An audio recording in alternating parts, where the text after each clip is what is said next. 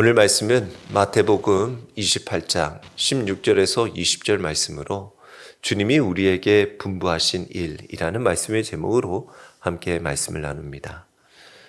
우리는 부활의 귀한 기쁨 안에 살아가고 있습니다. 부활의 빛 가운데 우리는 오늘도 서 있을 줄 믿습니다. 여러분들의 삶에 또 한 주 동안 부활의 주님과 함께 믿음의 동행을 하셨습니까? 우리의 눈이 떠 있는데 우리와 함께 부활의 주님이 함께하고 계시는데 혹여 일상에 또 여러 마음이 빼앗겨 주님이 함께 하심을 모르고 있을 때는 없었을지요. 우리가 오늘 이 시간 주님께서 우리와 함께 하시고 우리의 모든 삶을 돌봐 주시고 축복해 주시는 주님을 다시 고백하고 만날 수 있는 은혜의 시간이 되기를 원합니다. 주님은 죽음을 이기시고 살아나셨습니다. 그 부활의 주님께서 제자들에게 나타나시고 또 마지막으로 남기신 것이 바로 오늘 본문의 말씀입니다. 이것은 오래전 제자들에게만 하신 것이 아니라 지금도 예수 그리스도를 믿고 믿음의 삶을 살아가는 하나님의 자녀요 또 주의 귀한 제자의 일들을 감당하고 있는 우리들에게도 동일하게 주시는 말씀인 줄 믿습니다. 이 말씀을 우리는 흔히 지상명령, 대사명이라고도 부릅니다. 이 말씀은 단순히 부탁하시는 것이 아니라 주님의 마지막 명령이셨습니다. 이것은 교회가 존재하는 이유요, 우리 인생의 삶의 방향을 결정하는 명령입니다. 지금 주님이 이 땅에 계시는 동안 하셨던 주님의 제자들을 부르시고 주님의 제자들을 세우시고 주님의 제자들에게 가르치시고 주님의 귀한 일들을 감당하며 훈련시키셨던 것들을 지금 제자들에게 또한 지금 우리가 믿고 살아가는 우리들에게 맡기고 계신다라는 거예요. 놀라운 은혜입니다. 이 명령에 순종하는 자, 곧 주님께서 쓰임받는 자가 된다라는 거예요. 지금 이 주님의 이 몸된 교회도 바로 주님의 귀한 일들을 감당하는 우리들에게 이와 같이 하나님은 우리에게 말씀하고 있는 거예요.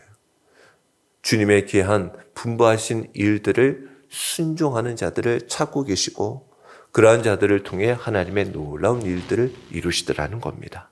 오늘 우리는 이 말씀을 통해서 부활하신 주님이 우리에게 무엇을 분부하셨는지 그리고 그 분부하심을 듣고 살아가는 우리들은 어떻게 살아가야 할지 함께 말씀을 통해서 살펴보기를 원합니다. 먼저 첫째는 의심하는 제자들에게도 주님은 사명을 주고 계시는 것을 보게 되었습니다. 오늘 말씀 16절에서 17절 말씀입니다. 11 제자가 갈릴리에 가서 예수께서 지시한 산에 이르러 예수를 배웠고 경배하나 아직도 의심하는 사람들이 있더라 라는 거예요. 얼마나 놀랍습니까? 지금 부활하신 주님이에요. 지금 그들이 십자가에 못 박혀 죽으시고 다 도망갔다가 이때 숨어있는 그 자리 주님께서 찾아와 주시고 그리고는 말씀하신 거예요. 부활하신 주님이 갈릴리에 가서 보자는 거예요. 그래서 제자들이 지금 주님의 그 지시된 말씀에 순종하여서 갈릴리 지금 어디에 산인지는 모르나 아무래도 주님께서 그 산에 오르셔서 기도하시면서 모세와 엘리야를 만났던 변화산이 아닐까 생각이 되는 그곳에 지금 부활하신 주님을 만나서 다시 경배하고 배움는 가운데서도 그 마음에 의심하는 사람들이 있더라는 겁니다. 심지어 어떤 학자는 그래요. 여기에 11 제자들만 있었을 것은 아닐 것 같다.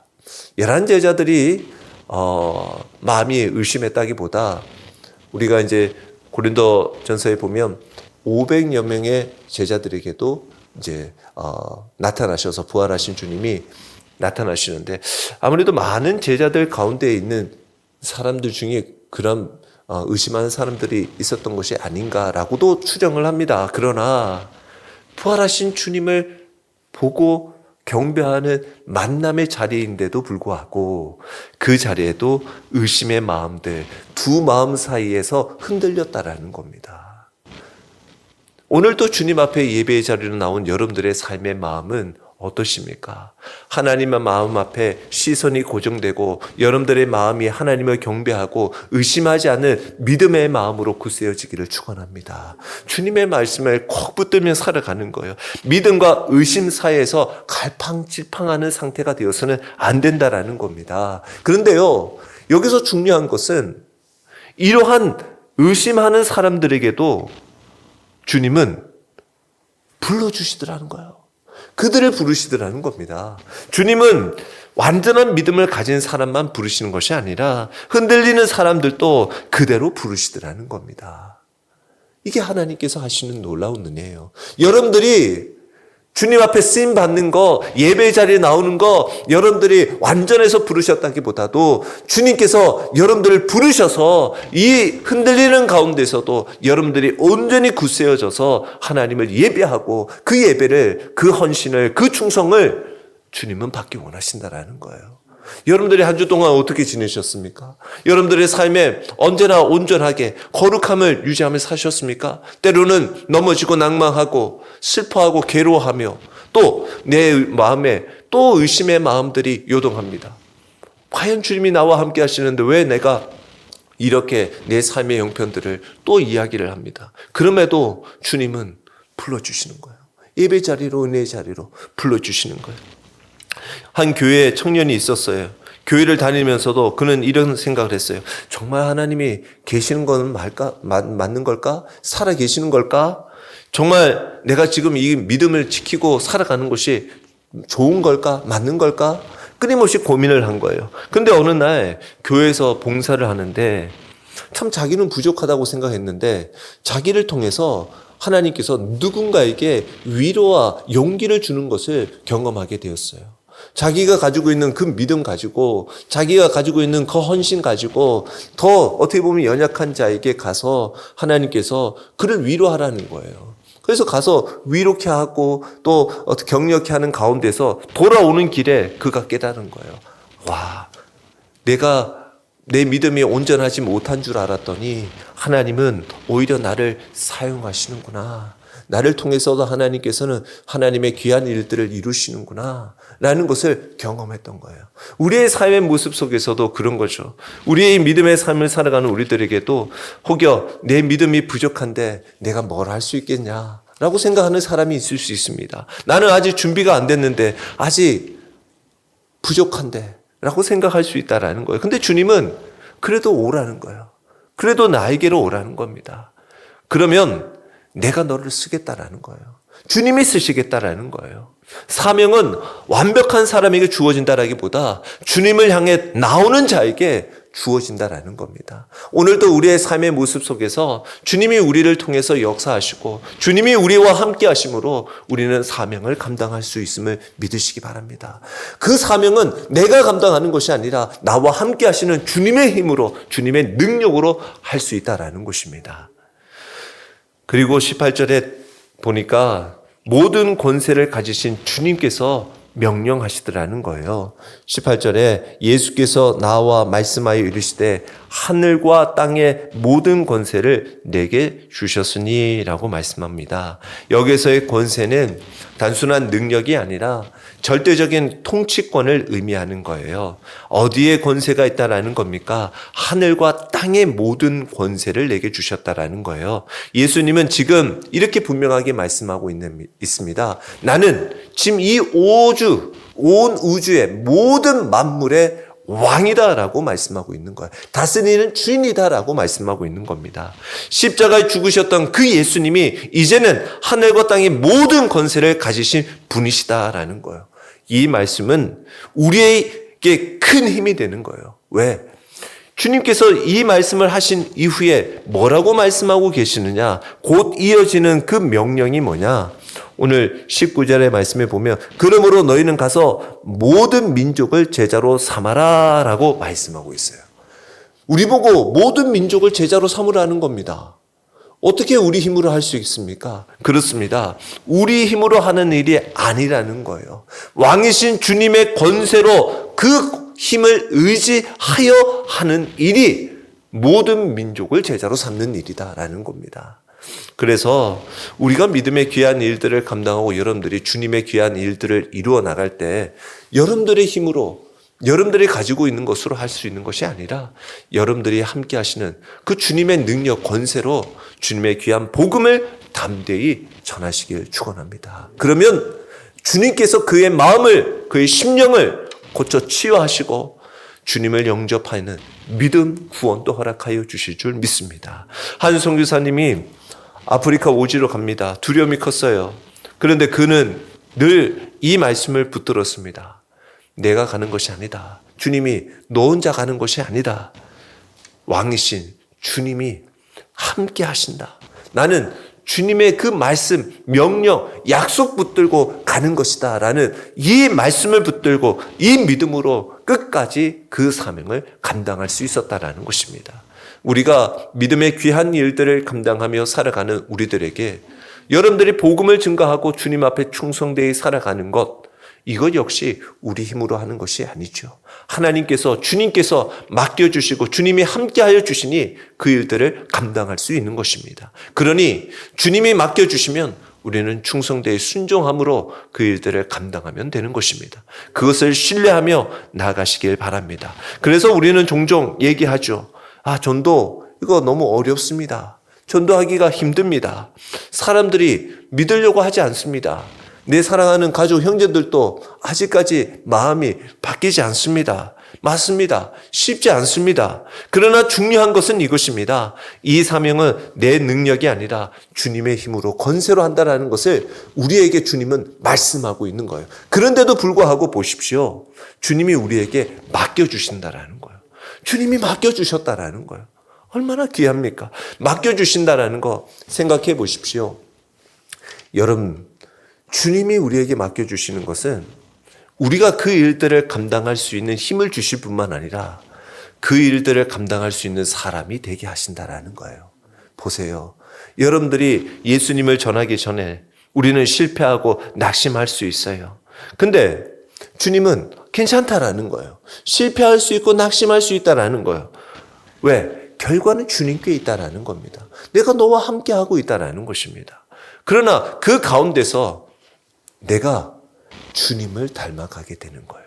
어느 순간에 내 마음이, 내 성품이 내가 주님의 마음을 품고 있더라는 겁니다. 주님이 그들을 위하여 십자가에 못 박히시면서 그들을 배척하고 그들이 주님을 모른 채 하고 주님이 그들을 십자가에 못 박았음에도 불구하고 주님은 그들을 구원하시고자 그 길을 걸어가셨어요. 그 마음이 우리들에게 오는 거예요. 그 주님의 그 뜨거웠던 그 열정이 우리들에게 오는 거예요. 그리고 주님을 닮아 주님의 일들을 감당할 수 있도록 살아가는 겁니다. 그래서 여러분들의 삶에 주님의 일들을 감당하며 어느 순간에 내가 주님의 귀한 모습들, 주님의 그 삶을 걸어가고 있고 십자가, 우리 주신 그 십자가를 지고 가고 있는 것을 보게 되죠. 여러분들, 그것이 우리에게는 기쁘고 복된 일인 줄 믿습니다. 그런 삶을 살아가는 것이 우리에게는 참으로 즐겁고 힘든 그 삶의 모습 속에서도 해야 할, 반드시 마땅히 해야 할 일이다라는 것입니다. 그래서 우리에게 분부하신 거예요. 말씀하신 거예요. 그러면서 그 핵심적인 명령이 뭡니까? 그렇게 주님께서 우리에게 권세 주셔서 그 일들을 감당하면서 맡기신 일이 뭐냐라는 거예요. 19절에 제자를 삼으라는 것입니다. 제자를 삼으라는 거예요. 19절에 그러므로 너희는 가서 모든 민족을 제자로 삼아라는 겁니다.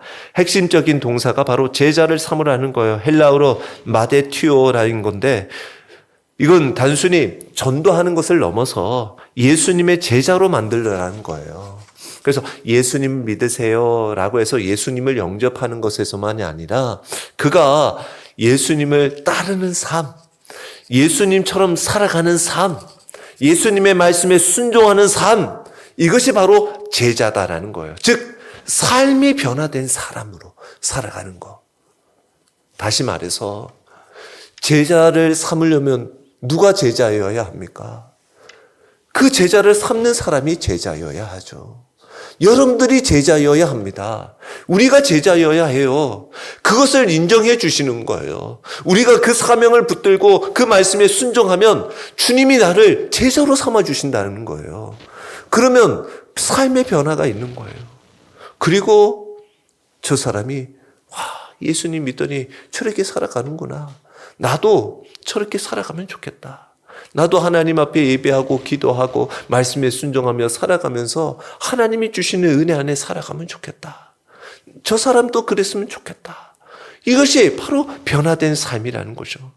어떤 교회에 오랫동안 신앙생활 한 분이 있어요. 삶이 전혀 변화되지 않습니다. 근데도 그런 가운데서 성경 공부를 통해서 다시 한번 말씀을 한번 실제적으로 말씀을 한번 적용해 보리라. 그 마음에 한번 고백을 해봤어요. 그래서 예전에는 용서하지 못했던 사람을 용서해 봤어요. 그리고 손 내미지 못했던 것들을 손 내미고 또 습관적으로 거짓말했던 것도 고쳤습니다. 이제 거짓말도 하지 않아요. 그랬더니 그 좋지 않은 습관들도 끊기 시작했더니 그 가정이 변화되기 시작하는 거죠.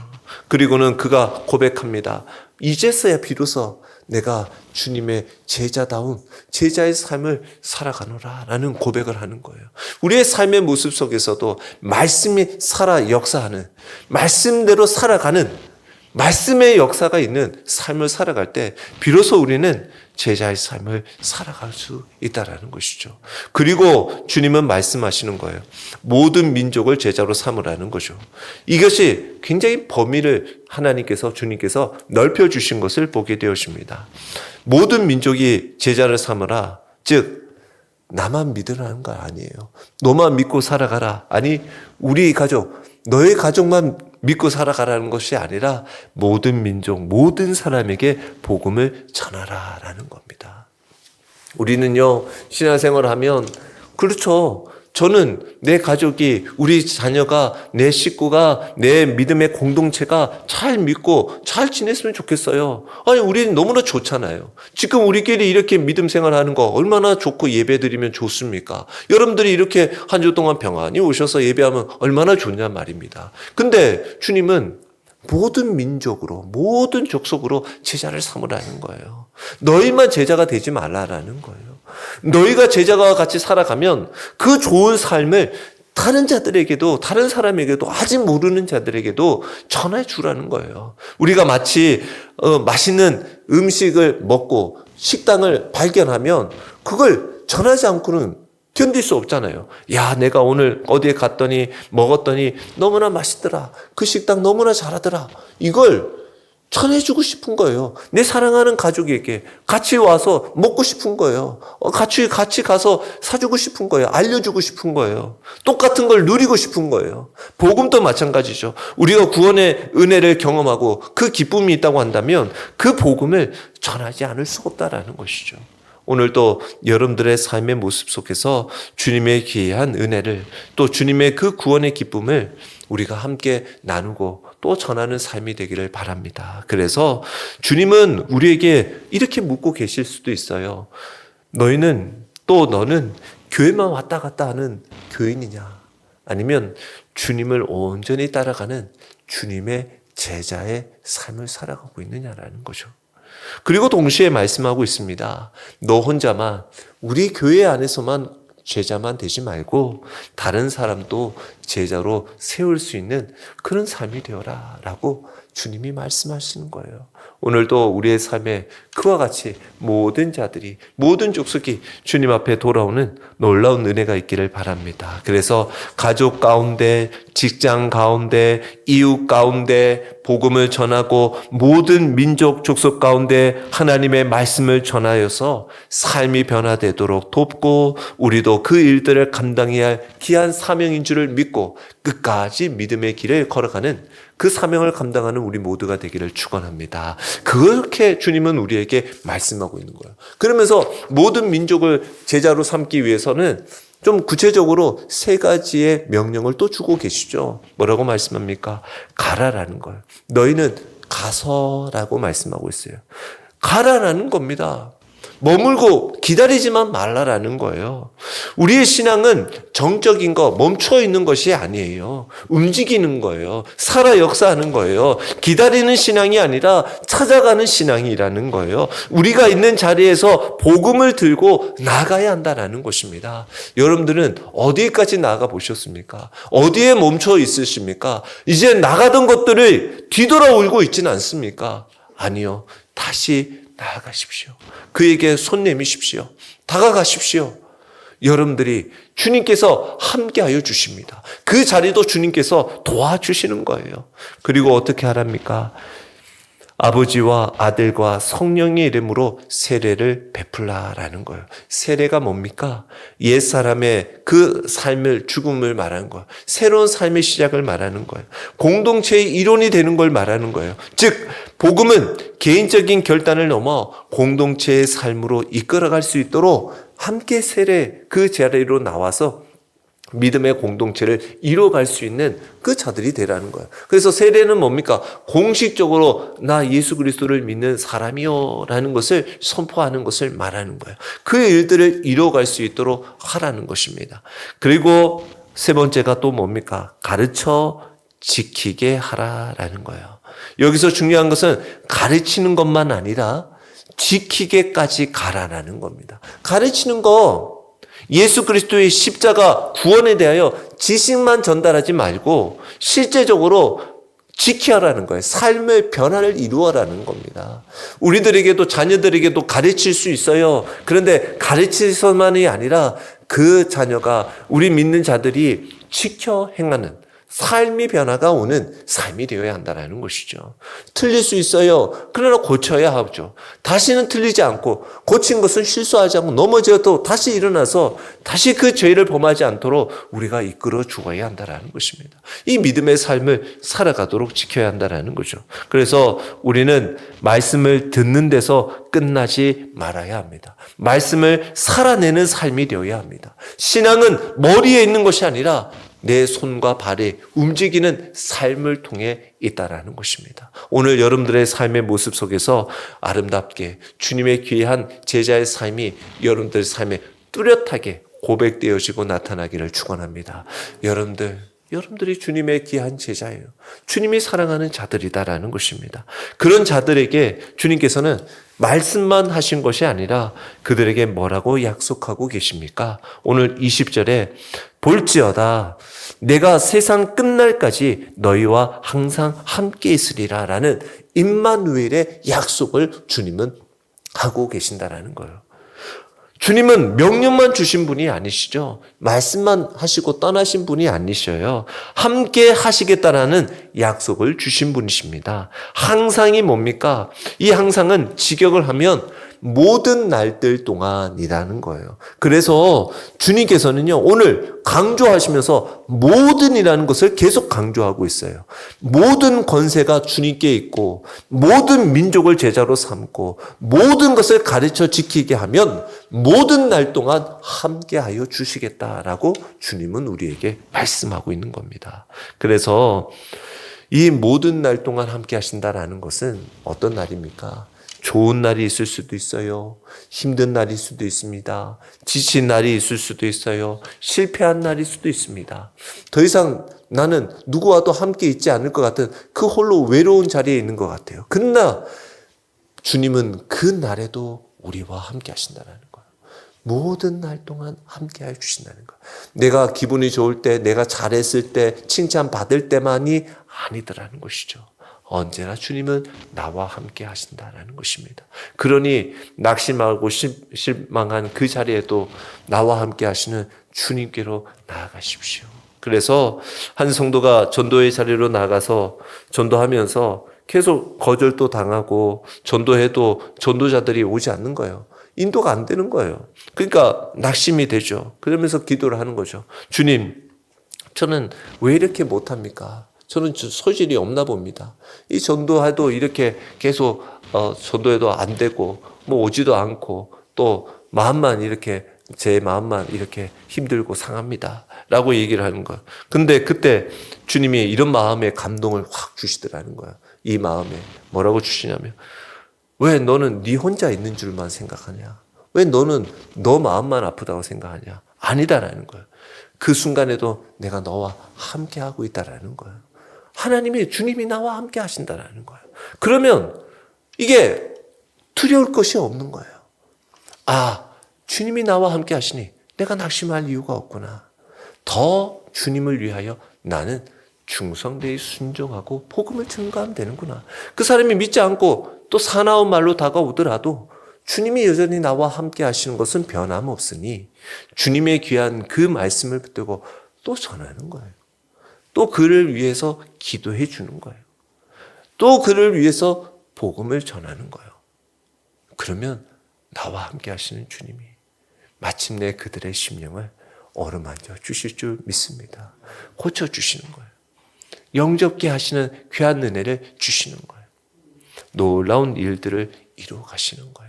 하나님께서 그 일들을 이루시는 거예요. 사명을 감당하다 보면 왜 외롭고 힘들고 지칠 때가 왜 없습니까? 힘들죠. 고통스러울 때가 있어요. 나 홀로 있는 것만 같아. 이걸 언제까지 해야 되나? 그런 마음들이 있단 말입니다. 그때 기억하십시오. 결코 우리가 혼자가 아니다라는 거예요. 너 혼자 두지 않았다라는 겁니다. 주님이 함께 하신다라는 거예요. 주님이 일하고 계신다라는 거예요. 주님이 열매를 맺게 하신다라는 것입니다. 그래서 우리는 끝까지 갈 수 있다라는 것입니다. 오늘 여러분들의 삶에 그 주님이 나와 함께 하시는 것을 신뢰하시기 축원합니다. 주님을 바라보십시오. 부활하신 주님은 지금 우리와 함께 하시는 거예요. 그래서 오늘 말씀을 우리가 정리를 해보면 주님이 우리에게 분부하신 일이 무엇입니까? 믿음이 부족하고 마음이 의심케 하고 두 마음을 품는 자들이 있다 할지라도 주님은 우리를 부르시고 또한 주님의 사명을 맡겨주시더라는 것입니다. 왜 그렇습니까? 주님의 권세를 의지하여 주님의 일들을 감당케 하시더라는 것입니다. 그리고 우리를 통해 제자 삼는 삶을 살아가도록 주님께서 우리를 이끄시더라는 것이죠. 즉 우리로서 우리도 제자의 삶을 자연스럽게 살아가게 하시더라는 것입니다. 그리고 함께 하시는 주님을 신뢰하며 살아가도록 우리에게 말씀하고 있는 거예요. 부활하신 주님은 오늘도 우리에게 말씀합니다. 너희는 지금 제자의 삶을 살고 있느냐? 너는 누구를 제자로 세우려고 기도하며 전하고 있느냐? 너희는 복음을 들고 나아가고 있느냐? 아니면 멈춰 주저앉아 있느냐? 그리고 너희와 항상 함께 하시는 주님을 신뢰하고 있는가? 우리에게 묻고 계시는 주님 앞에 오늘 이 시간 우리는 담대하게 결단하기를 원합니다. 주님, 저희를 보내주옵소서. 주님, 제가 나아가겠습니다. 주님, 제가 한 영혼을, 내 사랑하는 그 영혼을 품고 기도하겠습니다. 그리고 주님의 제자의 삶을 살아가겠습니다. 끝까지 나와 함께 하시는 주님을 신뢰하겠습니다. 이 결단이 오늘 있기를 축원합니다. 그럴 때 하나님께서 우리의 삶을 통해서 놀라운 일들을 이루어 주실 줄 믿습니다. 여러분들을 통해 많은 이들이 옳은 대로 돌아오게 하실 줄 믿습니다. 많은 영혼들이 주님께로 나오는 놀라운 구원의 역사들이 있을 줄 믿습니다. 그 일들을 이루면 되는 거예요. 여러분들이 그 일들을 이루시면 오늘 이 놀라우신 그 말씀이 곧 여러분들의 말씀이 되는 것입니다. 예수님의 부활은 사명을 향해 살아가는 삶입니다. 주님이 분부하신 그 일을 붙들고 오늘도 믿음으로 또 앞으로도 그 삶으로 살아가는 저와 여러분이 되시길 주의 이름으로 축원합니다.